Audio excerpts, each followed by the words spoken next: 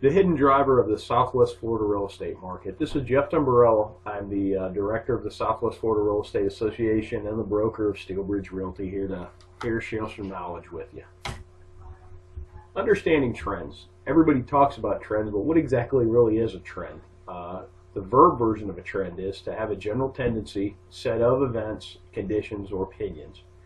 The noun definition: the general or prevailing tendency or course of events. Everything that I can find is always cyclical, and it's either by design or this is just how the experiment works better. But I mean, hurricane season, economic cycles, housing cycles, demographics particularly is very cyclical based upon the events that drive them. So you really need to understand the trends to understand what a market's doing and potentially where it could go. The base driver of the Southwest Florida market is retirees. They really are a base driver and a somewhat hidden driver. If you're not working or living in a retirement-based area, you tend not to notice it. If you live in some areas of particularly, say, South Fort Myers and some of the younger neighborhoods, you really wouldn't know retirees are base drivers because everybody around you is 40 with 3 kids. But a retiree is a person who's retired from a working or professional career. In-migrating retirees, spending initiates growth. When they come here, their first 2 years is very, very fruitful for our economy. They generally get some housing. I noticed they buy cars, they buy boats, they buy brand new Harleys. Sometimes they buy all of that. Furniture. The first 2 years, there's a great study from the University of Arkansas. It's an older study, but it really showed some neat effects of, especially the first couple of years, of retirees spending and how it affects the economy. New jobs are created because they're a new demand. The neat part about the demand is most of the capital they bring from outside the market. So particularly if they're not working and retired, they literally just bleed money into our economy. And then some households, they build new houses. Some of them rent, some of them purchase. All of which creates jobs and income.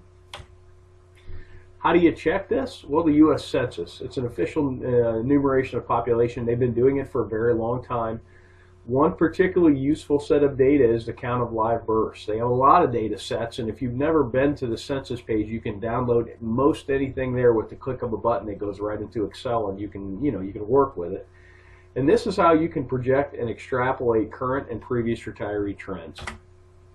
How do we know this to be valid? Through analysis, it's been determined that 62 years of age appears to be the age to trend. I have trended ages 55 all the way to ages 70 against our sales counts. 62 is really the age to look at. The simple math always sheds the most illuminated path. Okay, our market crashed in 2005 through 2007. If you go back 62 years, that's 43 through 45, World War II caused a large drop in the U.S. birth rate. Lo and behold, 62 years later, all the retirement centers in this country crashed first. When the bubble blew, it was Florida, Arizona, and Nevada, Las Vegas that blew first, and those were heavy retiree pockets, and that's what popped the bubble. Take a look at the last cycle. Here's our sales counts, and here's the live births. Charted against one another. Now bear in mind, when the market blew up, everybody pulled back, but what's neat is when the market started to tick up again, it perfectly coincides with the retirees. March of 2008 was the first time we had a year-over-year sales increase in sales counts, and that perfectly correlates with the beginning of the baby boomers. Notes on the last cycle. You really have to understand the last cycle initially formed out of growth from retirees and then turned into a full-blown leverage-induced mania from 2004 to 2006.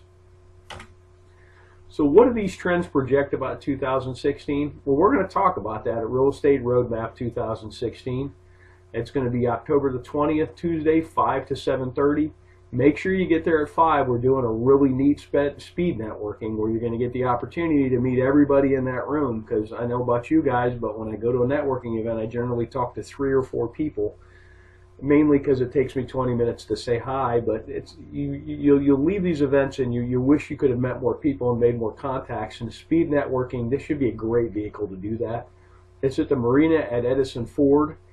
And there's a link to this below this video if you have any questions. Thanks for watching. I hope this information is useful to you, and make it a great day.